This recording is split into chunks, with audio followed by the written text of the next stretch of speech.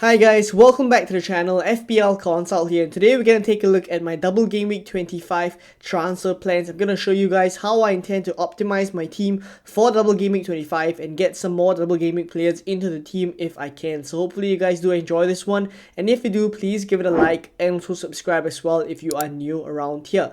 So looking at my team, which is on the screen right now without any transfers made, I have no money in the bank, so there's 0.0 in the bank and one free transfer only.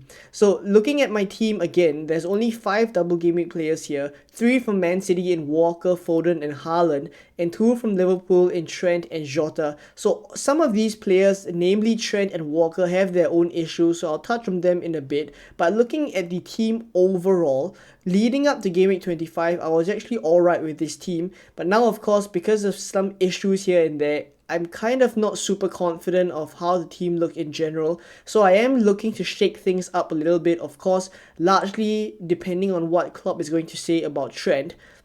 But I will share with you guys my thoughts on the current players that I have right now. So we'll start in goal here with Dubravka. So he plays Bournemouth at home. I'm starting him ahead of Areola, who has Nottingham Forest away. It's not very, it is very, very close. It's not a clear-cut decision, right, that I'll start Dubravka ahead of Areola. But looking at how West Ham defended against Arsenal, it was a really poor performance from them. And I think defensively, West Ham has just been looking so poor. I don't see myself starting them at Nottingham Forest away. So for now, I have it on Dubravka. I have Dubravka in goal here, has Bournemouth at home. I think the chance of a clean sheet is just slightly higher there. So I'm going to start with him. In the back line is Porro, Trent and Walker. Now, all of them, to be honest, right now, I feel are issues. Porro is just not looking as good as he used to be. But the thing is, Porro is a player that I'm kind of stuck with. It's a situation where I don't have enough transfers to deal with him. He's not a bad option, but he's definitely not looking as good as he used to be. He's off majority of the set pieces now because Maddison is back taking them. And then, of course, Spurs don't keep a lot of clean sheets. So Porro, not the best option, especially looking at the price point that he's at. Playing Wolves at home. Now, Wolves, of course, have been a decent scoring outfit of late, but now the last game that they played was against Brentford, and they did not score. Cunha, of course, coming off injured in the first half, so maybe that hurts their attack a little bit, and hopefully Porro can keep a clean sheet. But of course, Hwang Hee-chan is probably now back for Wolves, so that could obviously hinder the clean sheet chances there. But again, he's just a player that I'm kind of stuck with here. Don't intend to take him out because I want to prioritize other transfers. Then there's Trent and Walker. To me, both of them are slight issues, but issues that I think have their own caveats. So Trent, of course, if he starts both games, would be absolutely amazing to have in this double game week 25. But the thing with him is that he came off at halftime, in the game week 24 game, and of course that was kind of precautionary. Klopp's exact quote was that he had something, so we had to take him off. But based off of what Trent said, he actually said that it was fine, that he was okay to carry on. So obviously, again, it's precautionary. But looking at the minutes moving forward, it's gonna hinge largely on what Klopp actually says in the press conference leading up to double game week 25. I don't imagine he will give a lot away, but the minutes for Trent just look not as good as it did look before. So I think there's a good chance that I transfer Trent out despite him having a double game week here, and I'll show you guys later on the potential replacements there. And then for Walker, it's Chelsea at home, Brentford at home. The issue with Walker is just that he started only 1 out of the last 3 games here. So it was a combination of a couple of different things. With Walker, it was his personal issues, and also John Stones coming back from injury also meant that a lot of defenders were available for Man City to rotate, and therefore he did not start the Game Week 24 game against Everton. So again, with more defenders and of course now Champions League coming into the mix, I think Walker for this double game week fixture, I mean, he won't be playing Champions League anytime soon, but with that in the back of Pep's mind, I think we could start to see more rotation, and who's to say that it does not start right now against Chelsea or Brentford, where he could just mix things up, right? So Walker has 2 fixtures, but again his minutes just aren't super strong. And with him, it's just a case of me having to hold him now that he has a double game week. I don't think I'll be selling him if I had him. And that's pretty much what I would advise others as well. And then in midfield is Jota, Foden, Pascal Gross, and Saka. So I'll cover the single game week players here first. So Pascal Gross and Saka both have really good fixtures. Sheffield away, Burnley away. So literally the bottom two teams. And Pascal Gross, of course, got a penalty in Game Week 24. He's looking really good in terms of bonus points as well. So as long as he gets a return, whether it's an assist or a goal, the number of passes that he makes based off the role that he plays in Brighton just makes him really good for bonus points. So against Sheffield, I'll take my chances there. And same for Saka against Burnley as well. Cole Palmer is currently on the bench. He has Man City away. Now, it could look a little bit crazy to bench him, but I honestly think like now is the time to actually sell Cole Palmer, because Man City away in Game Week 25 and then in Game Week 26 he blanks, and coupled with that a very likely potential blank in 29 as well. Yes, he just came off a 10-pointer against Crystal Palace, but I think we need to look at it from an objective standpoint, and I think the points moving forward are not looking as good. So I think now is a decent time to sell Cole Palmer, and I will be looking to sell him, and I'll show you guys some potential replacements there. And then is Jota and Foden as my double game week players in the midfield. So for Jota, again, the minutes look pretty good. I'm quite happy I brought him in game week 24, right? For if I'm not wrong, it was Anthony Gordon that I brought him in for, right? So Brentford away, Luton at home. I'm taking my chances here that Jota will do quite well, because I think Salah will be coming back quite soon, and that obviously cast a bit of doubt as to the Liverpool midfielders aside from Salah. So moving forward, I don't think he's a very good option, but for now in Game Week 25 at least, he looks pretty good, so he's going nowhere. Same for Phil Foden as well. I think he is a better option than Kevin De Bruyne, if I'm honest, especially in terms of minutes. So Chelsea at home, Brentford at home. I'm hoping that Foden does well, and of course he has the vice captain's armband. Now the captaincy chip is actually in bolded in white, and basically that is because the triple captain chip for my team is active. So let's go on and talk about Erling Haaland here, who is currently having my triple captain chip on him for this Chelsea at home and Brentford at home fixture. I think a lot of people will be thinking the same thing, and for me it's just a comparison of whether I think Haaland against Chelsea at home and Brentford at home versus Solanke, who has Luton and Sheffield in Game Week 28, who will do better.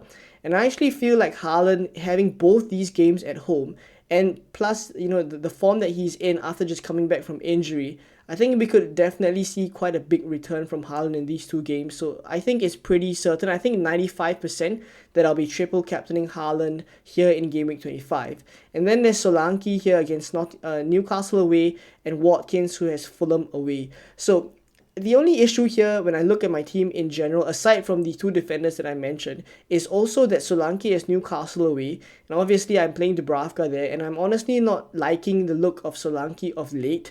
I think Bournemouth would be a good team to have from the double onwards, from Game Week 28 onwards, or even as early as Game Week 27. But for Game Week 25 and Game Week 26, they have Newcastle and Man City. That's really not good fixtures at all. So that's also another potential player I could transfer out.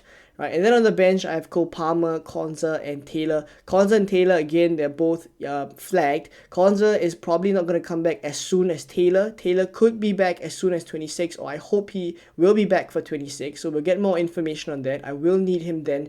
If not, that just means more hits for my team down the road. So quite a number of issues. Let's take a look now at the transfer tinkering tool to show you guys what I plan to do in the event of different scenarios where we hear about Trent. If it's a positive update, I'll show you guys what I plan to do. If it's a negative update, then I'll show you guys also what I plan to do with the team.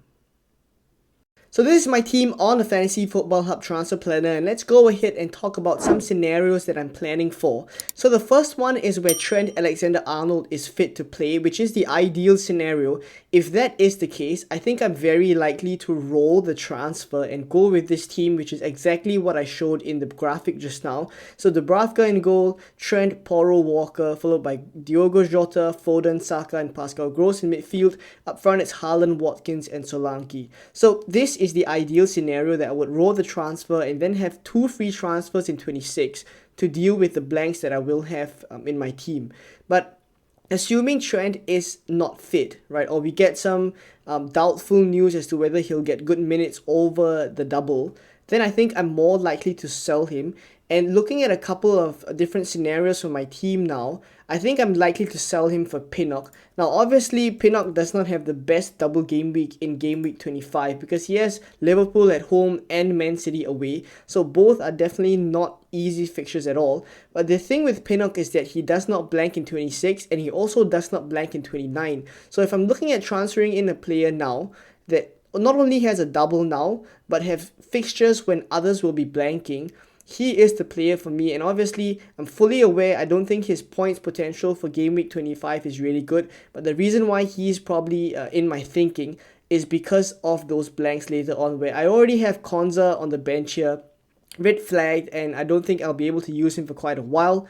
For Taylor as well, 4.0 million, he's been sitting on my bench for so long, and I think game week 26 is likely when I will need to use him, so hopefully he'll be back in time. But it's not looking good as well. So I just really need a defender that I can keep and hold, that I am certain will start. And obviously, Pinnock is just that player for me, and he's pretty cheap at 4.6 million, so I'm not going to complain too much about him. And I think he is someone that I would go for. I think in terms of defenders elsewhere that people would be looking for, you would be looking at Man City defenders, but I already have Walker. And then for Liverpool defenders, if I do bring in a Liverpool defender, I'll be in even more trouble come game week 26 because not only would I have used my one free transfer now to bring in, let's say, Van Dijk for Trent, but I would also have more players blanking in game week 26, which is also another predicament then, which would lead me to take another hit then. So it's just hits upon hits upon hits, so I probably wouldn't go there, and I would just go for Pinnock here and look to bring in a Liverpool attacker. So in terms of Liverpool attackers, I'm looking at two different options here. One is Luis Diaz and one is Darwin Núñez. Now, both of them have different caveats to them. So let's talk about Luis Diaz first because this is the one that I think I'm more likely to do. But again, I feel the one that is more risky. So if I do bring in Luis Diaz, it would be for Cole Palmer. So let's put Luis Diaz in.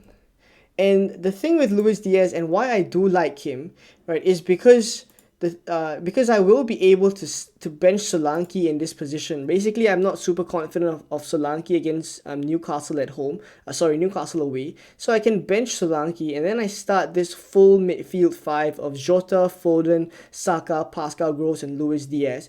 And I have two Liverpool attackers here. So I do like this. The only thing that I don't really like about Luis Diaz is that there are some videos and photos of Mohamed Salah coming back into training. Now, obviously, with Salah back, I doubt he will start the Brentford game, but I think it could mean that he could be subbed on in the second half against Brentford if if Liverpool are struggling in the game, or if Klopp feels like he needs to give Salah some minutes to get him warmed up, especially with the Carabao Cup final on the horizon. So I do feel like with all these clips and photos of Salah potentially being back, that it does make both Diogo Jota and Luis Diaz less attractive options. But again, in my situation, I think I do need one more Liverpool player if I'm removing Trent for Pinnock. So Luis Diaz is just the more straightforward one. And again, I say that Cole Palmer, I think, is an okay player to sell now in Game Week 25.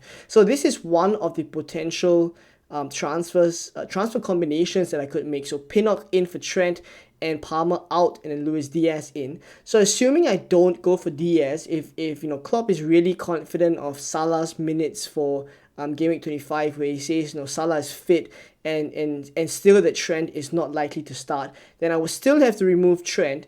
But I think because Salah is so certain that he'll get good minutes, I may not be able to go for Luis Diaz, so I may have to bring Cole Palmer back.